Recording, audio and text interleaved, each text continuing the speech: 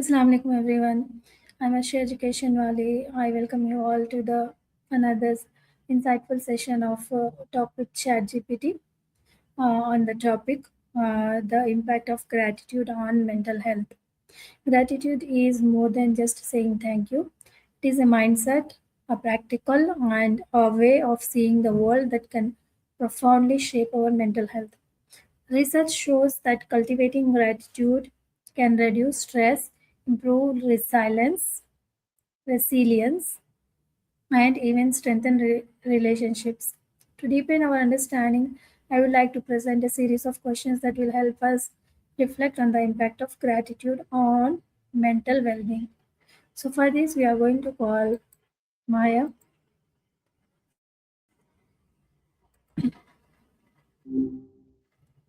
Hi, Yeah, how are you? morning. How are you? I'm doing great. Just enjoying the start of the weekend. How's Yeah, your Friday treating you so far? Alhamdulillah, so far it's going good. Okay, so Love to I hear. want to discuss with you the impact of gratitude on mental health. Are you ready for that? Oh, I am definitely ready. Such a Okay. powerful topic.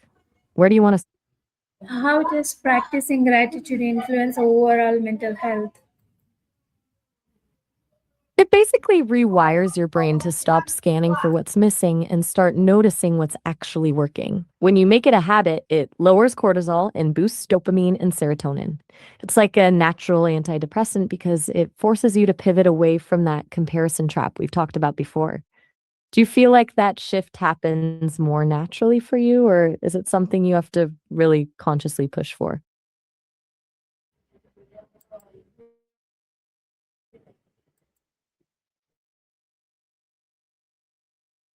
Sometimes it happens naturally. Okay, so what are some scientific studies that link gratitude to reduce anxiety or depression? Let me pull up some specifics for you. There was actually a huge meta analysis of over 60 randomized clinical trials that found people using gratitude interventions had significantly fewer symptoms of anxiety and depression. Biologically, it's really about the chemistry. It drops your cortisol levels and kicks up dopamine and serotonin. Now, it's usually seen as a great complement to therapy rather than a standalone cure, but it definitely helps rewire the brain for better resilience. Does that align with what you've seen in your own students? Yes. Okay, so It's wild how much. in what ways can gratitude improve sleep quality and emotional resilience? On the sleep side of things, it's mostly about calming the noise. If you spend your last few minutes in bed thinking about what went wrong or what you're dreading tomorrow, your brain stays in high alert. Gratitude acts like a circuit breaker for that rumination, which helps you drift off faster and stay asleep. As for resilience, it's essentially a mental shock absorber. It doesn't stop the bad things from happening, but it keeps you from getting completely stuck in the why me phase by reminding you that you have a foundation of good things to lean on. Have you ever noticed a difference in your own sleep when you're in a more thankful headspace? Yes, many times. It's a real game changer. I think once you feel that physical shift in how you sleep or breathe, it's much easier to stay consistent with the practice because the reward is immediate. Okay. So, how does gratitude affect brain chemistry and neural pathways? It basically comes down to training your brain to see the world through a different lens.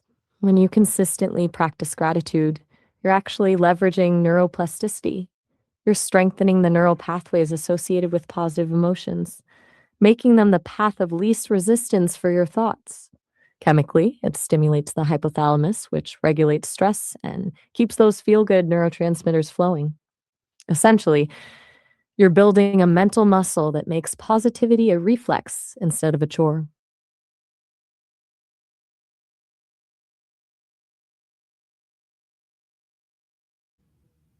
Okay, so can gratitude practices help people recover from trauma or grief? It can, but it's a very delicate process. Gratitude isn't about ignoring the pain or pretending a loss didn't happen. That would actually be counterproductive. Instead, it's more about finding small, stable islands of light while you're in the middle of the storm. It helps people move from a place of, why did this happen, to what can I still hold on to, which is where the actual healing starts. Okay, so what role does gratitude play in strengthening social connections and relationships?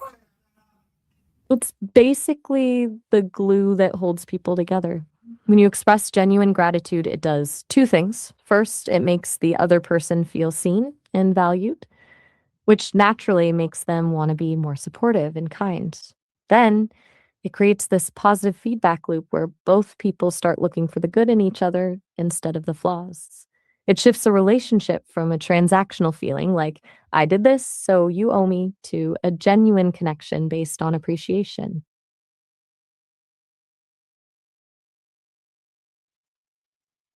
Okay, so how can daily gratitude journaling impact long-term mental health outcome?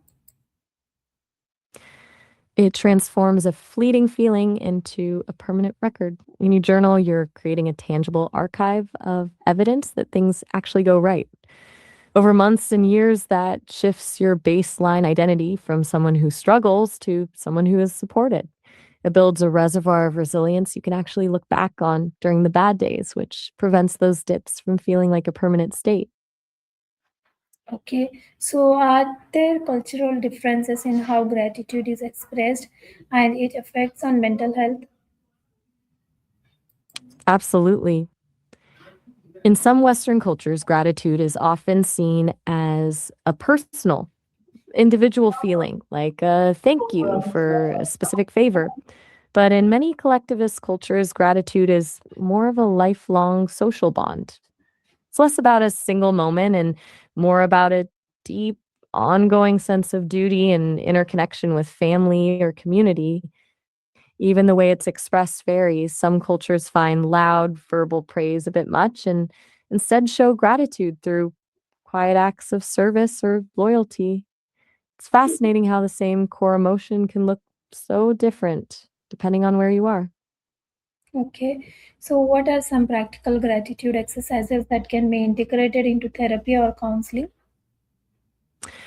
There are a few that work really well because they move gratitude from a vague feeling to a concrete action.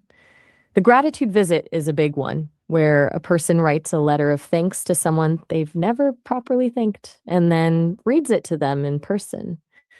It's incredibly emotional and powerful. Then there's the three good things exercise, which is basically a nightly audit of three specific wins from the day. But the key is explaining why they happened. I also love the idea of a gratitude map where you visually map out the people and experiences that have shaped you, creating a literal web of support. Do any of those sound like something your students would actually engage with? Yes.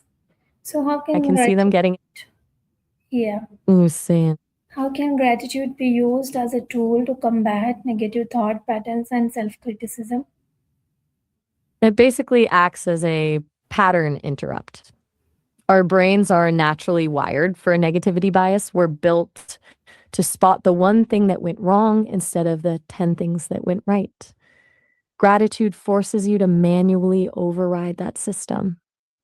When you're in a spiral of self criticism, focusing on a specific win or a strength you possess doesn't just distract you, it actually challenges the narrative that you're not enough.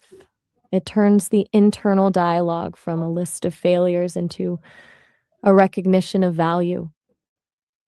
Okay, thank you so much, Maya, for enlightening us on how gratitude help us to improve our mental health and what are the impacts of gratitude on our mental health.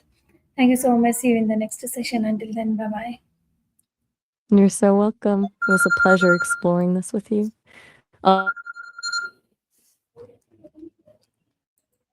Thank you everyone for watching us live with Maya in this session of gratitude. See you in the next session. Until then, Allah Hafiz. Assalamu alaikum.